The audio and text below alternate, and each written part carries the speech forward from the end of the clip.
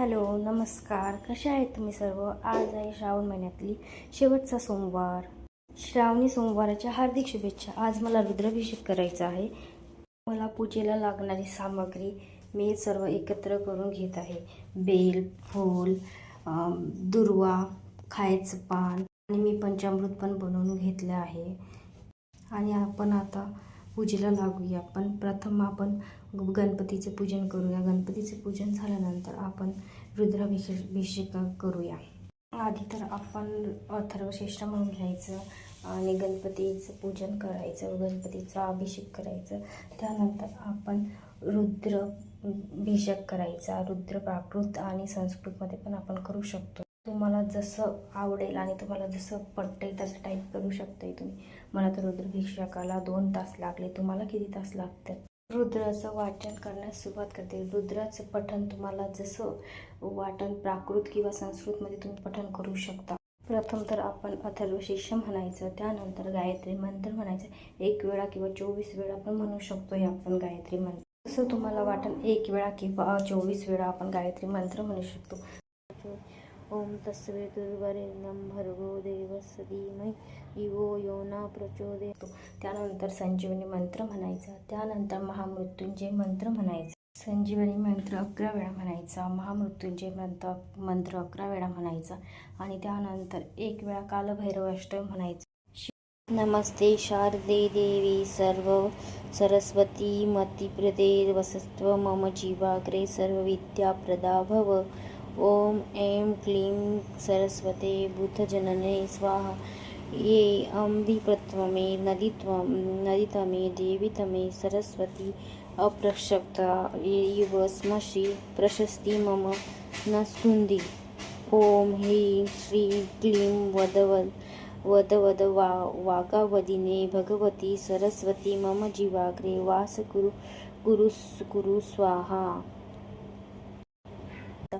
ओम त्र्यंबकं यजामहे सुगन्धिं पुष्टिवर्धनं उर्वारुकमेव युक्तिर्मोक्षीयमामृता. ओम त्र्यंबकं यजामहे सुगन्धिं पुष्टिवर्धनं उर्वारुकमेव बन्धनान् मुक्तिर्मोक्षीयमामृताम्. ओम त्र्यंबकं यजामहे सुगन्धिं पुष्टिवर्धनं उर्वारुकमेव बन्धनान् मुक्तिर्मोक्षीयमामृता. ओम त्र्यंबकं यजामहे सुगन्धिं पुष्टिवर्धनं उर्वारुकमेव बन्धनान् मुक्तिर्मोक्षीयमामृता. ओम त्र्यंबकं यजामहे सुगन्धिं पुष्टिवर्धनं उर्वारुकमेव बन्धनान् मुक्तिर्मोक्षीयमामृता. आणि त्यानंतर 1 वेळा कालभैरवाष्टक म्हणायचं. देवराज सेवमान पावनाधि पंकजं व्यालमृत्नसूत्रबिन्दुशेखरं कृपाकर नारदादि योगी वृद्ध दिगंबरं काशिकापुरादिनाथ कालभैरवं भानुकोटि भास्करं भवदिक्तारक परनीलकण्ठपुटिमिति तार्थदायक त्रिलोचनं कालभुजा शम शूलशरं काशिकापुरादिनाथ कालभैरवं मुक्तिदायक प्रशस्त चारु विग्रहं भक्तवत्सल्य स्थित समस्तलोकी विग्रहं विन्निविगण्णमोन्न हेमी किन्नि लस्य सत्कटिम काशिकापुराधिनाथ कालभैरवं भजे. धर्मसेतुपालक धर्ममार्गनाशक कर्मपाशमोचक सुश्रुमदायक विभव स्वर्णवर्णशेषमाश शोभितामघण्टमण्डलं काशिकापुराधिनाथ कालभैरवं भजे. रत्नपादुकां प्रभाभिर्मा पाद्ययुग्यकं नित्यमति द्वितीयमिष्टदैवत निरञ्जनं मृत्युदर्पनाशन करालुण्डष्टमोक्षणं काशिकापुराधिनाथ कालभैरवं भजे. अष्टहासिद्ध समिष्टपद्यनादाण्डको शशस्थितं दृष्टिपातन्नष्टपापजलामुग्रशासनम् अष्टसिद्धिदायक कमलामलिक कंधरम काशिकापुराधिनाथ कालभैरवं भूतसंगनायक विशाल कीर्तिदायकं काशिकावासलोक पुण्य पाशोधकर्म विभवु नीतिमार्ग गोविंद पुरातन जगत्पतीन काशिकापुराधिनाथ कालभैरवाष्ट पठती ये मनोहर ज्ञानमूर्ती मुक्तिसादर विचित्र पुण्यवर्धनम शोक मोहदैन्य लोभपताशनं प्रयाते कालभैरवाधीस्थिनी नरधुवमम् इति शंकराचार्यविरचित कालभैरवाष्ट संपूर्णम्. शिवकवच एक वेळा मंत्र म्हणायचं. शिवकवच शिवमहिम एक वेळा म्हणायचं. त्यानंतर द्वादश म्हणायचं. द्वादश ज्योतिर्लिंग एक वेळा म्हणायचं आणि त्यानंतर रामरक्षा स्तोत्र एक वेळा म्हणायचं. रामरक्षा स्तोत्र एक वेळा म्हणायचं. सूक्त आणि श्रीसूक्त एक वेळा म्हणायचं. शिव अष्टक नामावली एक वेळा म्हणायचं. द्वादश ज्योतिर्लिंग स्तोत्र.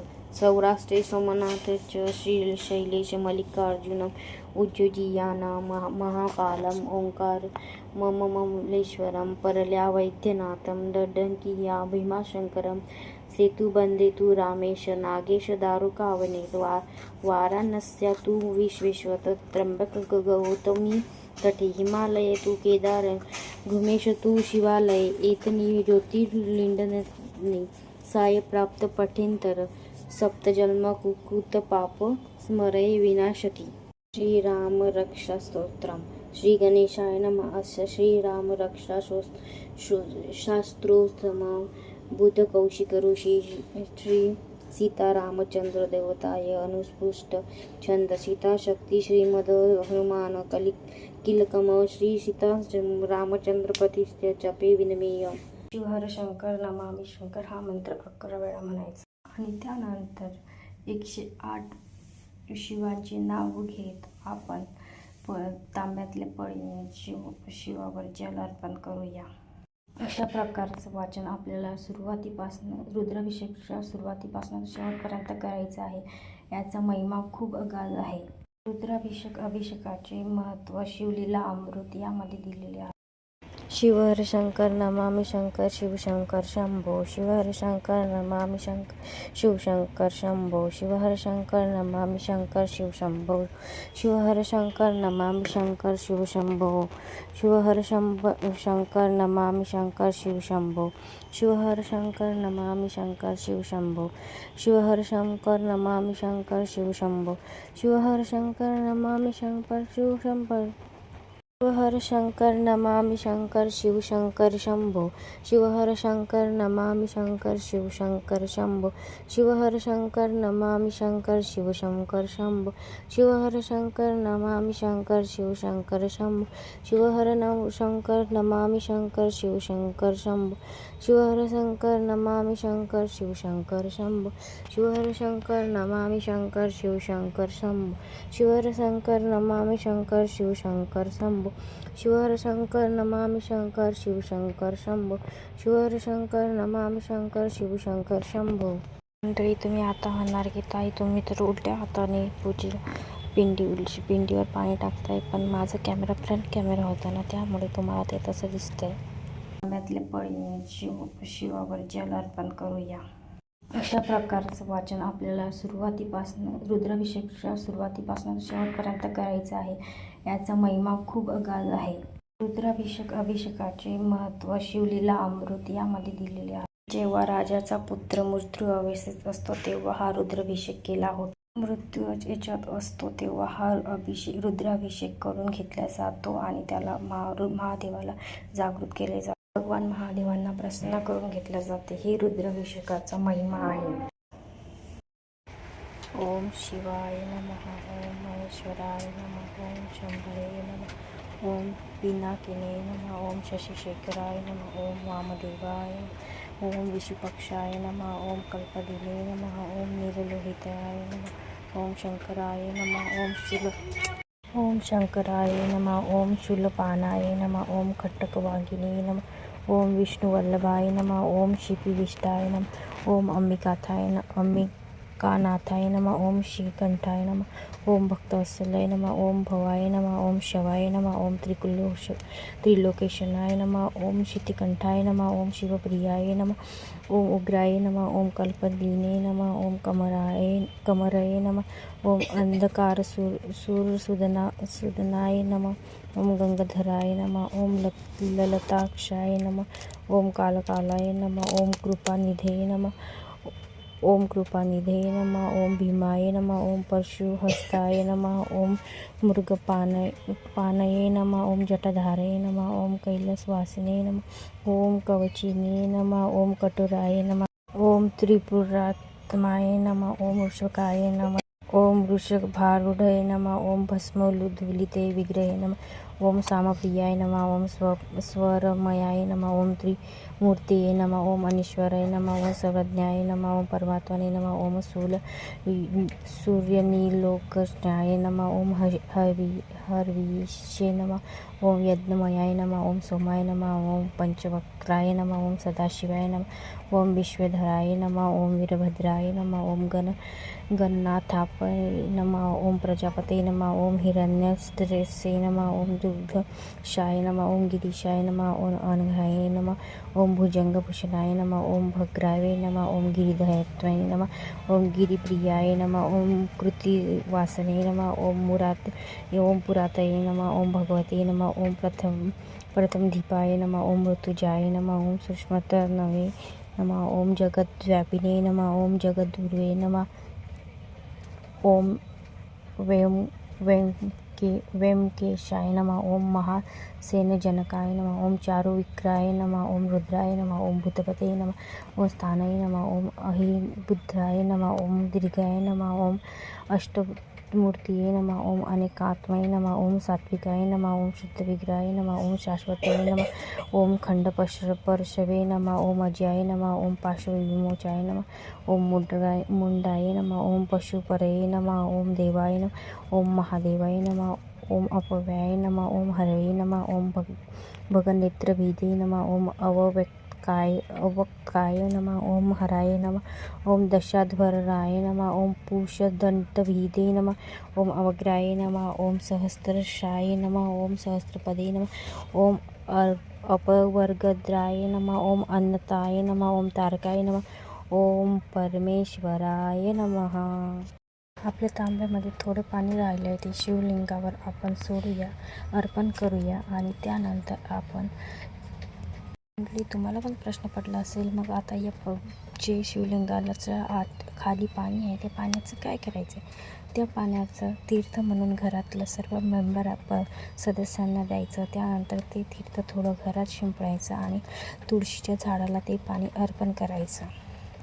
पूजेच्या आधी सर्वप्रथम आपण दिवा लावलेला असावा। माझी पूजा झालेली होती म्हणून मी आधीच दिवा लावलेला होता आणि आपल्या पूजेच्या पाठावर पांढरं शुभ्र वस्त्र असावं। शिवलिंगाला थोडं वर हातात घेऊन आपण त्या शिवलिंगाला स्वच्छ अशा कापडाने पुसून घ्यायचं आणि शिवलिंगाला आपल्या पाठावर ठेवायचं आणि त्यानंतर आपण बेल, आता तुम्ही बघू शकता मी शिवलिंगाला पाठावर ठेवत आहे आणि मी आता पाठावर शिवलिंग ठेवलं आहे आणि ते शिवलिंगाचं मुख आपल्याकडे असावं किंवा पश्चिम दिशाकडे असावं। त्या ठिकाणी थोडं तीर्थ आणि ते आपण जे शिव अभिषेक केला रुद्राभिषेक त्याचं थोडं पाणी पडलेलं होतं म्हणून मी आधी ते साफ करून घेतलं आणि त्या शकता मी पण सेम त्या प्रकारेच केले आहे। शिवलिंगाचं तोंड आपल्याकडे असायला हवं। अशा प्रकारे ही पूजा आपण करू शकतो। तुम्ही पण करून बघा, तुम्हाला पण या रुद्राभिषेकाचा महिमा समजणार आणि तुम्हाला पण त्याचं खूप सारे अनुभव येतील। तुम्ही पण हा रुद्राभिषेक करून बघा। बेल, फूल, दुर्वा, धतुरा वा आणखी जी आज शिवमूठ असणार ती शिवमूठ सर्व प्रकारे असं शिवलिंगाला अर्पण करायचं आहे। इथे थोड्या वेळ मी शिवलिंगाला आपल्या पाठावर स्थापन केलं आहे। माझं शिवलिंग नवीन होतं म्हणून मी त्याला तिथे स्थापन केले आणि मी तुम्हाला माझं पूर्ण जे देवपूजे आणि देवघर आहे ते पूर्ण दाखवत आहे। आणि त्यानंतर मग मी बेलपत्र